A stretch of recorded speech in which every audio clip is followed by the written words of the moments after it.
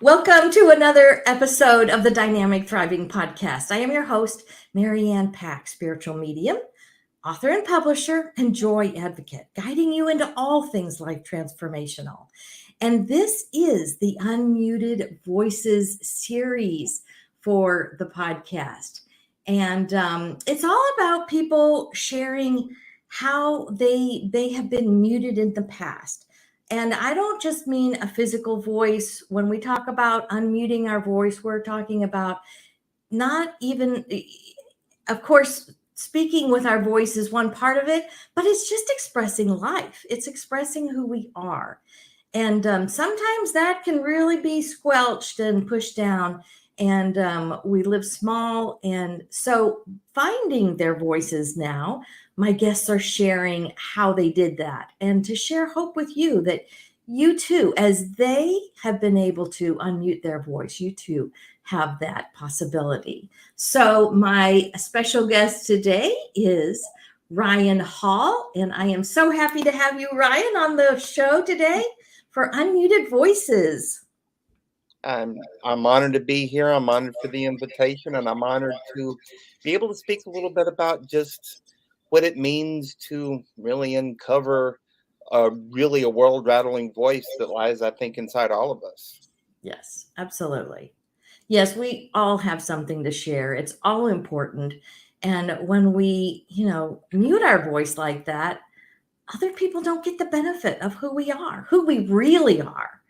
And so I am happy to have Ryan, and we're actually just going to jump right in, Ryan, and get started. So when did you feel like it was unsafe for you to speak up? When did you have to mute your voice? What was the feeling around having to mute your voice? That is an excellent question, and I think we need to go way back to to really a time frame kind of in the late 80s when I was coming up. And my family, due to no fault of our own, my family kind of around the time I was like 10 to 13 went through a ton of trauma. Um, you know, this that we had some estrangements, we had some real big blow ups with my parents, a lot of fights, and I grew up a very sensitive kid, and I'm still a very sensitive guy. I mean, I definitely consider myself an empath now that I actually know what that really means. I mean, I always associated that word with just these light and airy women that always wear white all the time. But we all can be that way. But be that as it may, we really went through a lot. We went through some tragic deaths. We went through some real heartbreak around that time, and there was a lot of time during that period in my childhood when I felt like I had to take care of my parents. Oh, yeah. And because, especially my mom, I mean, I felt like I had to take care of my parents because I didn't want to like shake the apple cart or upset things. But I also knew that, you know, losing my grandfather, her mother, her father, losing my aunt and uncle, her sister, losing a lot of people that really meant so much to us during a short amount of time. She shut down, and I feel like I shut down as well. Mm-hmm. And I really spent a lot of time. I really spent a lot of time, really upwards of 22 hours a day in my room playing video games, watching TV, and just afraid to leave and to be able to speak up and have friends and really have a normal childhood. So that was kind of around what ages did you say that was? Really around 10 to about 13, 14. Gotcha. Yeah, a really formative time. Yeah. coming into those teen years, I could see that. So with your mom shutting down and you kind of following suit and feeling like you had to parent the parents, and we take them on as indoctrinated beliefs. For me, it was typically around religious beliefs and things like that came in to rule our lives. And so, what were some of those indoctrinated beliefs that you either picked up because they were subtle messages, like your mom shutting down kind of thing, so you followed suit, or even if they were just talked about, we don't want to do it this way. Our family only does it this way. We're these kinds of people. So, indoctrination can come from our religion, our society, our family, our culture. What were some of those beliefs that you took on as little Ryan that made you unmute your voice? Another excellent question. And I feel like a lot of the, I feel like a lot of my indoctrinated beliefs, some of the things that I took on, some of the, um, some of the things that I took on really were around. I really picked up on that through my family. Mm-hmm. Like I feel like I always associated, um, like like a lot of the things that went on in my family with the trauma, with the fights, with there's also a history of substance abuse in my family. But I always thought this stuff was normal. Like I always thought this stuff was, all families did it. All families had, 2 a.m. fights with one thin wall separating me trying to sleep from the fight. You know what I mean? And I always thought this stuff was normal. I always thought that, drinking beer at 10 o'clock in the morning was normal. I just thought this stuff was normal. And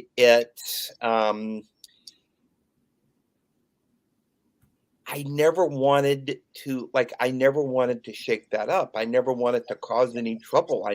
I just wanted to blend in and hide. Like I wanted to hide, like I wanted to blend in with the walls, you know?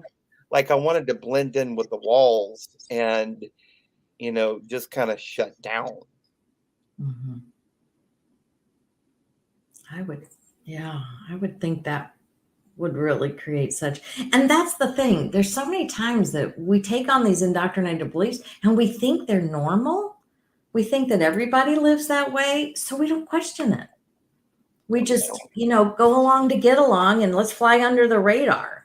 So nobody picks a fight with us, Yeah. Or if you stirred up something, then you'd cause another fight and then you'd think you were the problem.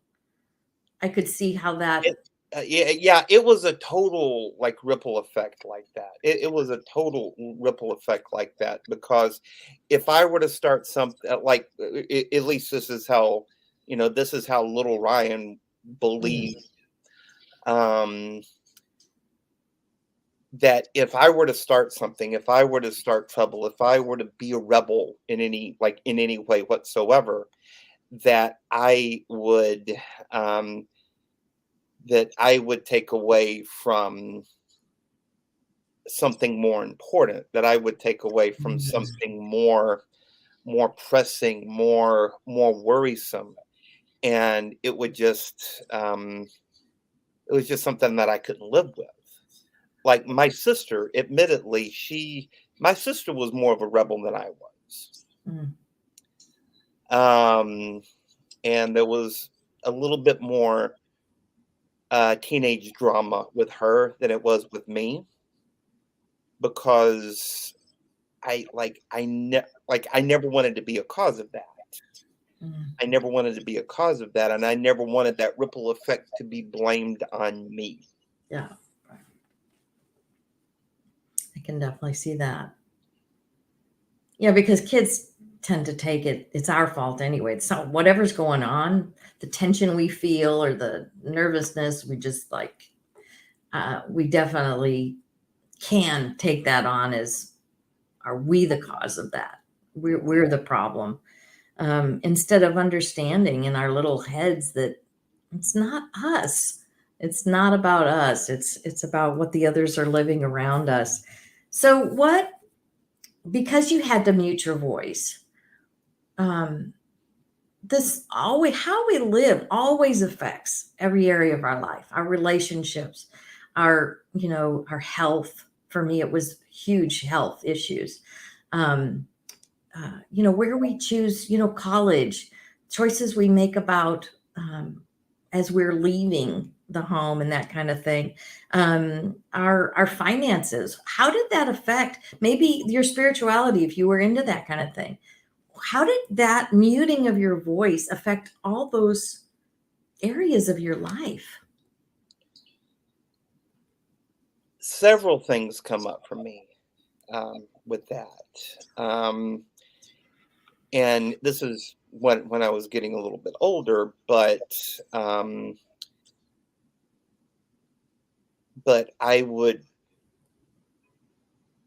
my weight always fluctuates. Mm-hmm. My weight always fluctuates because I can be a bit of an emotional eater. Mm-hmm. And this, I know we're kind of jumping around the timeline here, but when I was in I think I was like 32 when she passed, but when my mom passed away from this 2009,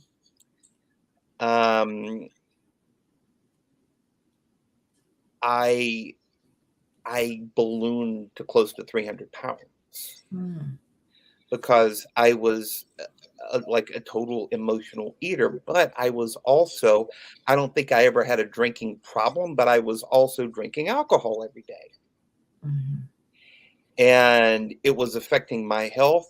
And it even landed me in the hospital for a week after my gallbladder rupture. Oh. So this is something I've spoken about in books before, but I've got a, tidy little, about a 10-inch scar right under my right rib cage that Mm-hmm. is a constant reminder with me of just how fortunate I am to be alive. But it affects my physical health. It really felt like caused me to be isolated from, and this is stuff that I'm still working through, but like isolated from relationships, from friendships, from romantic relationships. It took me out of the dating game forever. I feel like it strained relationships with my own family. Mm-hmm. And like I really felt like for like so much of my teens, really through my 20s, really up until about my mid 30s actually, but really through my teens and through my entire 20s, that I felt like my voice didn't matter. Like my voice, like the things that I say, that the words that I speak, that the words that I write. I mean, I was hardly even writing at this point, but the words that I speak and the stories that I share just really didn't matter at that point. Mm-hmm. And it just caused me a lot of, it caused physical problems, like I said, with with my gallbladder situation, but it also caused me problems with relationships and family and, body image and all that kind of stuff. Sure. Yeah, I can. So, and for me, watching my health deteriorate from youth, for many, many years before I, started evaluating my beliefs and things. I crashed at 34 just because of the drugs and the surgeries. I always, tease that I'm surprised my body doesn't rattle when I walk because I have so many parts missing. you know, Yeah. because of all the illness that I created. And then to come across when I started looking for something different, because the medical community just wasn't doing it for me, and then turning to the natural side, with supplements and nutritionals and things like that, I started, finding books on different kinds of healing modalities. And I found, of course, Louise Hay's book, You Can Heal Your Life, and just was amazed at all the emotional probable causes of all the diseases I had over all those years from childhood up, you know, developing throat and thyroid issues 3 different times, three Wow. different diseases, um, all over all those years. And just being able to go down that list and go, okay, well, that emotion is tied to that indoctrinated belief. That emotion is tied to that indoctrinated. And that's It's wild. exactly what my body responded to. And it said, we can't deal with this. You have to find a different way. No, I relate to that so closely Mhm, because I was on antidepressants mhm. and on blood pressure medication from the time I was like 20 years old. Oh my. I'm no longer on anything right now, but I was on blood pressure medication, antidepressants, different kinds of those Mhm. kind of medications from the time I was like 20 years old. And that's just not that's there's just something wrong about that. There's Yeah. just something absolutely wrong and unnatural about that because I should be in the prime of my health when I'm in my, when I'm in my, you know, in my 20s. And I wasn't. I was sick as a dog for most of that Yeah. time. Mhm. Yep. I so understand, I know you do. because your body is always listening and feeling your vibration. And if your vibration is screaming, I hate life and I hate my, what's going on, and I believe how bad I am and how unworthy and how worthless I am, it is listening and it is responding. And even this morning, I posted something about, my favorite Voltaire quote is, I have chosen to be happy because it is good for my health. You know, Voltaire is like way on back there, Right? that he understood that, and he didn't have a pie in the sky life. So it is our choice. And, and we have to start being the sovereign of our own life. So, now I want to let's move into when you started realizing some of the aha moments and the awakening that started happening. Because sometimes it's a jolt. It, for me, was crashing at 34, and then all the little ahas happened for years then after that. So sometimes it's a big jolt, sometimes it's just a culmination of small ahas as you grow and you think and you move forward. So, what were some of those ahas that started happening for you? I love this question. One of the things that was really powerful for me, my dad was a musician. Oh, And he, could play anything with a keyboard, from mm, a Hammond organ to a church pipe organ. I mean, keyboards were his thing. But as he fell into his addiction and his depression and just all that kind of stuff, he got out of that. And I think it was driving him crazy as he got older, especially after mom passed away. And I one of his dream instruments was a Fender Rhodes piano. Now, if you've ever heard the Beatles' Get Back, there's a keyboard break that the late Billy Preston plays in that song. That was a Fender Rhodes piano. Mm.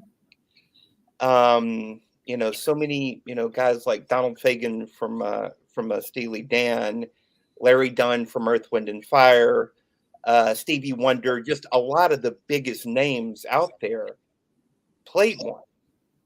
So dad calls me one day, this was maybe a year or so after mom passed away, said that he found a Rhodes piano, that one of his old friends from high school was looking to get rid of one.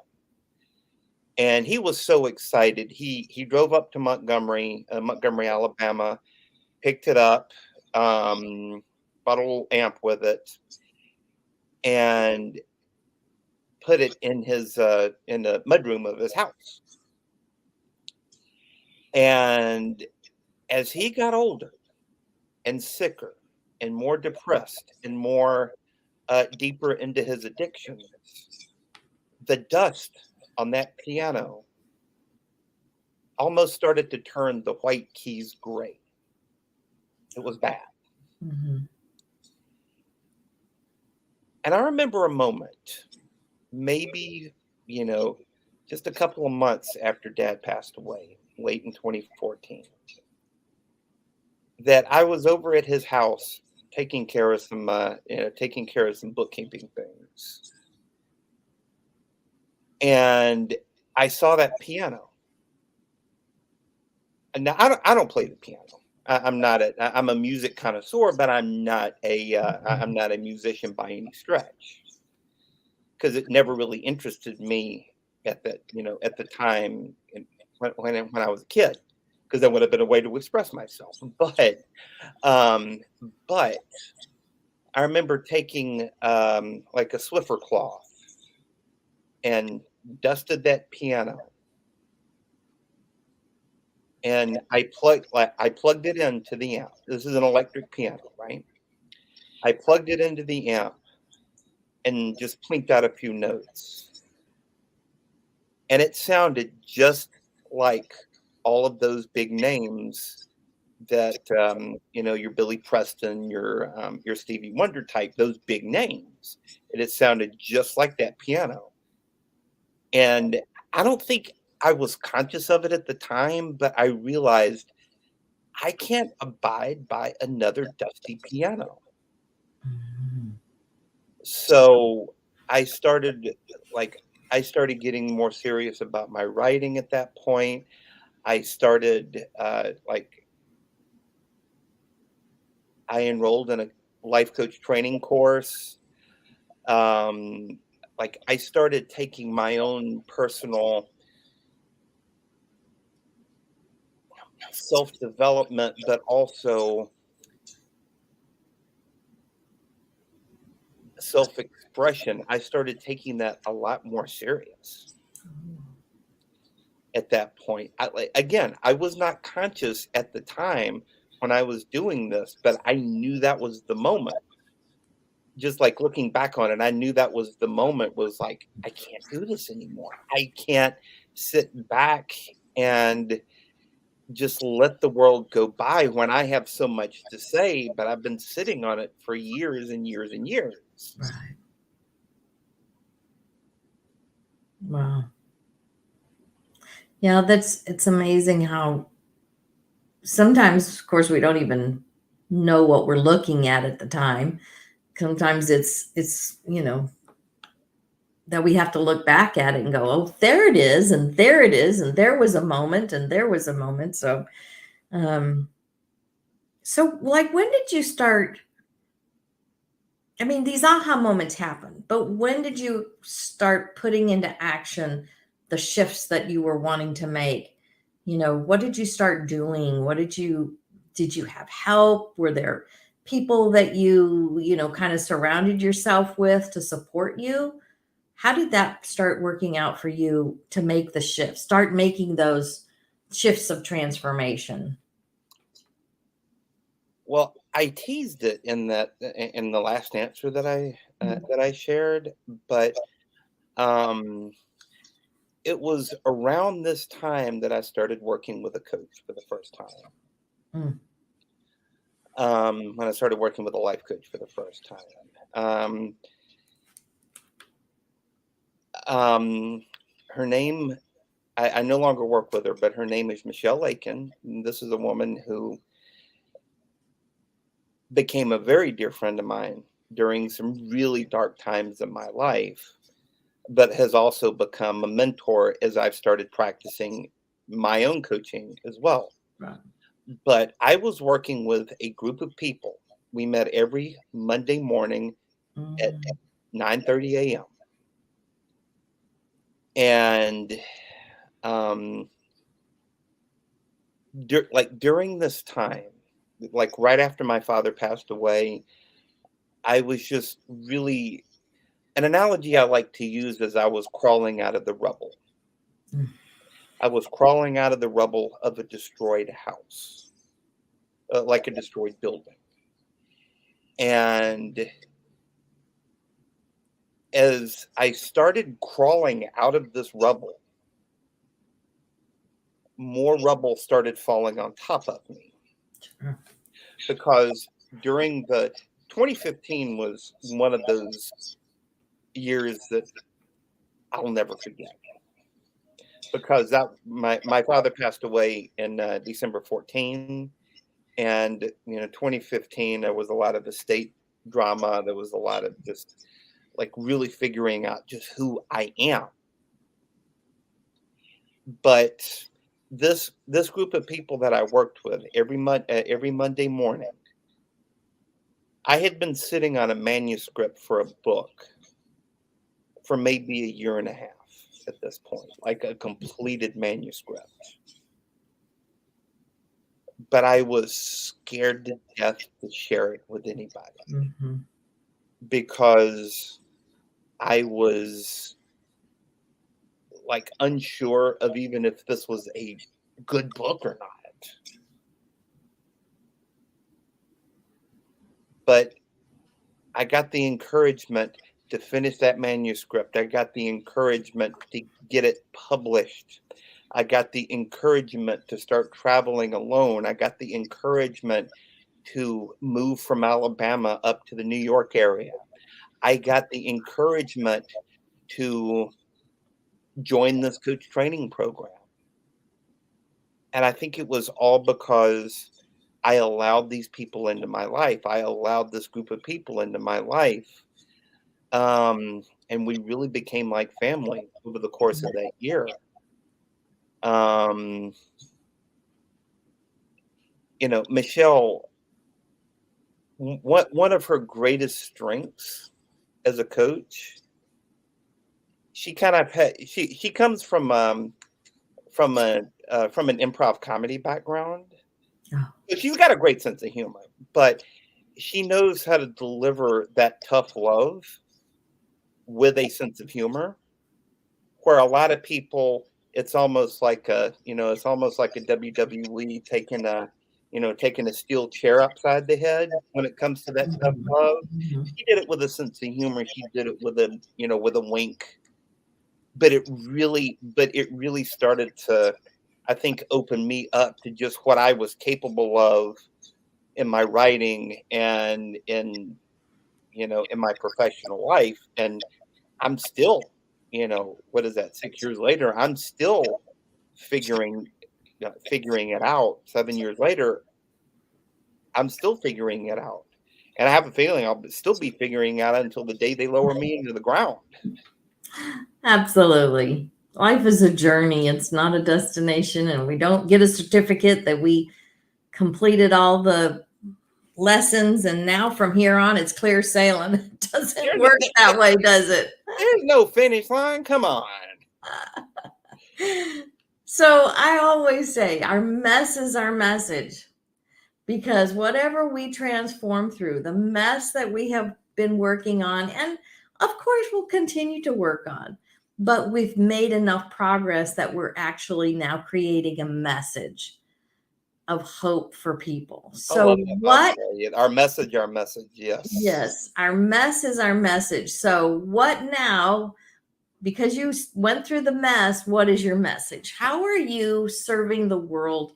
How are you, making an impact with what you've now? How are you unmuting your voice to send that message out?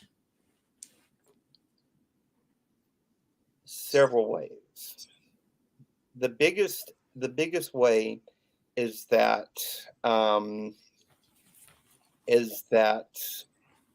I have recently completed the manuscript of my third book. Ooh. My third book, which is a memoir, ironically enough, about how I have unmuted my own voice. The title is Mining for My Voice. And it's, as I like to say, it's the stories of the events that led me to silence my voice, but also the events, the people, and the creatures that I have met along the way that has helped me to uncover my own voice and my own message and my own and in my own journey. So I'm looking to get that out this fall. So be on the lookout for that. I've got a few test readers out. I've got a former coach of mine, mentor of mine, who is penning a forward for it. So I'm really excited about that. I haven't gotten that yet, but I'm really excited about that. But that joins the two novels, Hello Again and Written in the Stone, that I have published. And I've also been a part of a couple of collaborative books that our mutual friends at Greenheart Living have put out. But I have also a couple of published titles of my own that I have a business where I have edited and published a few books. One was a recovery memoir that sold incredibly well, a recovery from alcoholism memoir that has sold incredibly well. Another is just a wickedly funny children's book satire. And I'm in the process of two more titles. One is a little sleep guide, and another that I'm about to start working on is a children's book that is about as smart and funny as anything I've ever read. So I'm helping people find their voice through their own story, through their own journey through writing, because everybody can be a writer. Just going from, and you know this as well as I do, everybody can be a writer, because if you've written an email, if you've written a text message, you can be a writer. But it takes uncovering a lot of stuff to go from being a writer to being an author. Yes, absolutely. Yeah. So I have, I'm spreading that. I also too have a podcast. It's been on a bit of hiatus as of late, but I am looking to get it back up as we're about to cross over 100 episodes ourselves. So I'm excited about that. It's called Solar Powered, SOUL-R. But I love speaking about stories from my own life, but also speaking to people who have overcome things in their life to share their story, to find their voice, and to just create, like, to find their message, to create their message through their own mess, if I could borrow your phrase there. Absolutely. Yeah. So, like, I have a firm belief that everybody has a world-rattling, humanity-shaking voice. You just have to uncover a lot of rubble, get out of a lot of rubble to find it. Yes. Yes. And I usually describe it as, peeling back the layers that we got covered over. Our little pure little hearts, our little perfect selves got indoctrinated and put on, and we're just finally peeling those layers back, to coming into our own and blossoming, being our own sovereign. So are you life coaching also, or I writers coaching? I Okay. I am, yes. I am primarily, I do focus on writing and storytelling coaching. That's Mhm. what most of my clients are. But I have done some life coaching in the past, and definitely am open to working with people Mhm. going forward. Awesome. And you can get a hold of Ryan through his email, royalheartscoaching@gmail.com. So I'll leave that up and it'll also be in the show notes. Um, so so you've unmuted your voice. You're now podcasting. You've been podcasting for a while. Um, you help people with publishing, writing and publishing their books. You have your own books.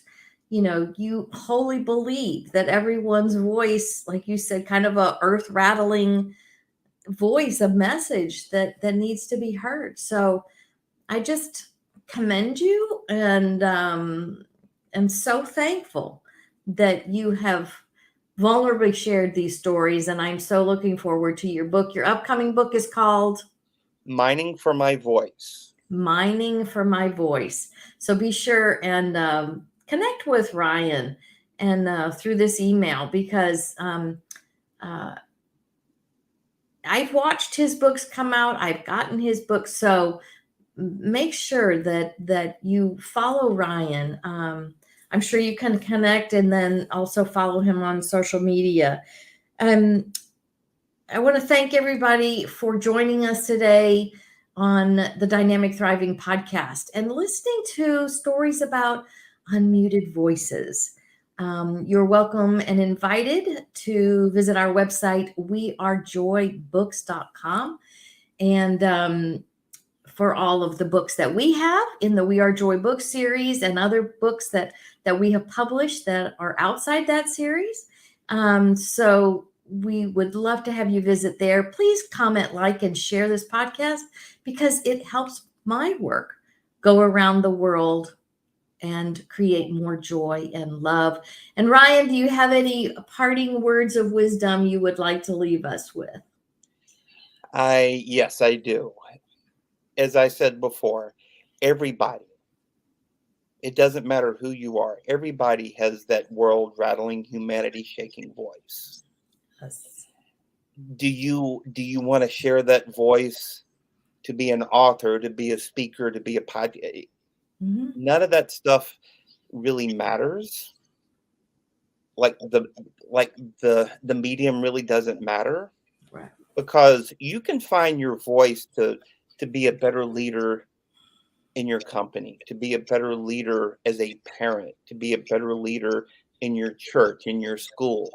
You can find your voice, you can uncover that world rattling voice, because so often I feel like we put our authentic selves in mothballs. We put dreams in mothballs. We put our lives in mothballs. An analogy I like to use is, um, have you put your dream in a in mothballs? Have you kept your when was the last time you put new strings on your guitar? When was the last time you bought paint? When was the last time you found it in you to share that story? Mm. You may have to uncover a lot of stuff. You may have to uncover a lot of rubble. But there are people like Marianne, like myself, like a lot of people that we know, that would love nothing more than to help you uncover that. So that's my parting message to y'all Absolutely. here today. Absolutely. Thank you so much, Ryan. I Oh, appreciate you. I appreciate your life and the growth that you have displayed before me, as I have been friends with you for a little while now, and watching your work and watching the evolution that's becoming more Ryan like. So thanks everyone. Remember, you are joy, looking for a way to express. And unmute that voice so that that joy can be expressed. We love you all. Thank you again.